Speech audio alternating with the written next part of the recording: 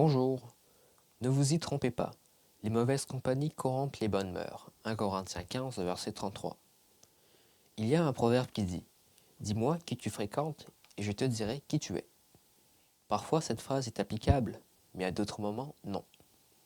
Quand tu es nouveau dans un établissement, un quartier, un club de sport ou une église, tu ne connais pas tout le monde. De ce fait, tu peux sympathiser avec certaines personnes qui peuvent être nuisibles à ta personne. C'est cette leçon qu'apprit un jeune que nous appellerons Lloyd. Dans son nouvel établissement scolaire, il rencontra Ricardo avec qui il sympathisa. Comme tous les deux aimaient faire du sport, ils allaient en salle de sport ensemble. Ils s'entraînaient et aspiraient à avoir de beaux muscles.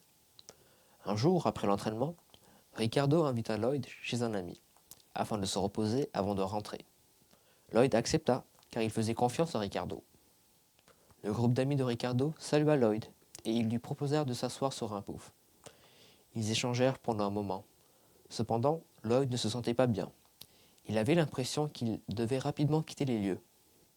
Ricardo et ses amis essayèrent de le convaincre de rester. Cependant, Lloyd indiqua qu'il devait partir. Malgré l'insistance de Ricardo et ses amis, Lloyd se leva précipitamment, quitta le groupe de jeunes et rentra chez lui.